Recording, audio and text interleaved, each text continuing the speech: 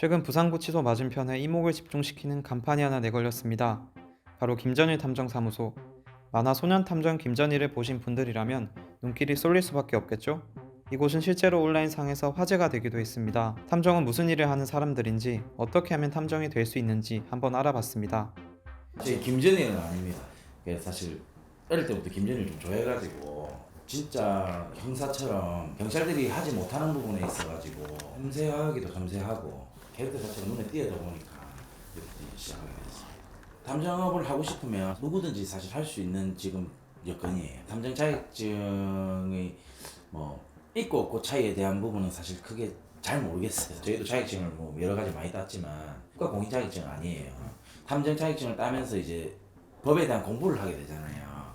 그렇기 때문에 이제 법을 알고 들어가는 거랑 이제 모르고 들어가는 거랑 좀 차이가 있는 것 같아요. 김전일 탐정사무소에서는 증거 자료를 좀 찾는 그런 기술들을 자기 가지고 있거든요. 뭐 예를 들어서 뭐 디지털 포렌식이라든지 그런 기술력으로 자기 폰에 대한 이제 지워졌던 증거라든지 그런 것들, 채팅 어플이라든지 인스타, 페이스북 이때까지 채팅을 했다든지 이런 부분들을 도와드리는 업을 하고 있습니다. 실제로 이제 사기 사건 같은 경우에도 예를 들어 투자를 했는데 투자하기 전에 있던 카톡 내용들이나 이런 뭐 채팅 내용들이 있지 않습니까? 이제 그런 것들이 없어져 가지고 저희가 찾아준 경우도 되게 많고요. 그 다음에 녹음 파일도 저희가 찾아준 게 되게 많습니다. 부산은 탐정 과정을 교육하는 기관도 있습니다. 2020년 부산 외국어대가 탐정행정 전공 석사 과정을 신설해 수업을 진행 중입니다. 지난해 신라대 대학원에도 탐정학과가 신설됐고 부산 경상대의 경우 경찰 탐정과가 있습니다. 이 과정을 통해서 무엇을 배울 수 있을까요? 탐정 대학원에서의 탐정은 법적인 측면, 그 다음에 실무적인 측면 크게 두 타일로 나눠 볼 수 있는데 우리 대학원에서는 형사법뿐만 아니라 민사법이라든지 그 다음에 뭐 개인정보보호법이라든지 뭐 위치추적법이라든지 저작권법이라든지 탐정에 관련된 법규를 가르치고 있습니다. 그 외에 또 실무적인 능력이 필요하니까 실종자나 미아 찾는 방법이라든지 도청기나 뭐 감청기 아니면 위치 추적기 이것을 탐색하는 방법 등등의 여러 가지 어떤 실무적인 차원, 그 다음에 지문 뜨는 방법이라든지, 그 다음에 자신의 몸을 보호하기 위한 어떤 그 탐정 무술을 익히고 있는 그런 과정을 개설해놨습니다. 가장 좁은 의미에서는 수사 보조예요.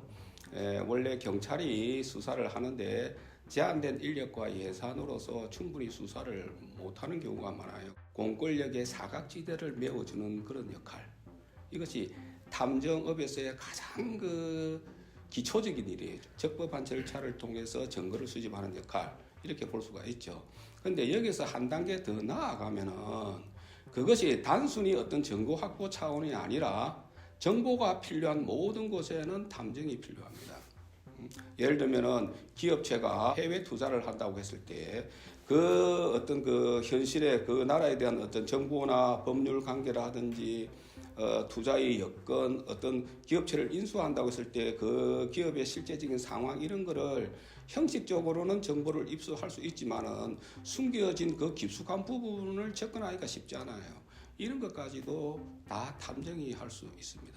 그러나 탐정이 아직 법적으로 완전히 인정받고 있는 건 아닙니다. 2020년 8월 신용정보법 개정으로 탐정 명칭을 영업활동에 사용할 수 있게 되면서 탐정 시대가 열린다는 보도가 쏟아졌는데요. 탐정의 업무 수행 범위나 과정 등에 대한 법적 규정은 여전히 없는 실정입니다. 관련 법을 제정하려는 시도는 여러 차례 있었지만 매번 국회 문턱을 넘지 못했습니다. 그러다 지난 7일 이재명 대선 후보가 공인탐정제를 공약으로 내세우면서 다시 수면 위로 올라왔습니다. 국회에서 2005년부터 네. 한 10여 차례 발의가 됐지만 이게 모두 폐기가 됐고 20대 국회에서도 공인탐정 법안이 발의됐지만 폐기가 되었습니다. 이 탐정 법은 주로 경찰에서 추진을 해왔고 법무부와 변호사 단체 등에서 그 반대 입장을 고수하고 있는 그런 실정입니다. 이것을 합법화하자고 주장한 측에서의 주된 그 논점은 일자리 창출이에요. 근데 반대하는 쪽의 주된 논점은 인권 침해예요. 이 두 개가 지금 충돌하고 있는 거예요. 그러면서 어떻게 하면은 인권 침해를 최소화하면서 장점을 살릴 수 있을까? 이 부분을 고민해야 되고 이것을 사회적으로 공론화시켜서 그 합의하는 과정이 필요하죠. 탐정업이 예. 지금 심부름 센터화가 되지 않도록 하기 위해서는 네. 제도권 안으로 가지고 와서 네. 일정한 교육도 하고 일정한 자격 시험을 또 보고 이래서 이걸 양성화를 해야 오히려 국민들의 그런 뒷조사 불안 이런 부분에 대해서 더 이 제도가 그걸 뒷받침해 주는 거죠. 2020년 법 개정을 계기로 탐정협회와 사무소 등이 생겨나고 있는 것이 현실입니다. 지금까지는 양성화된 흥신소 정도로 받아들여지는 탐정사무소가 법의 테두리 안에 들어와 하나의 제도로 정착될 수 있을지 주목됩니다.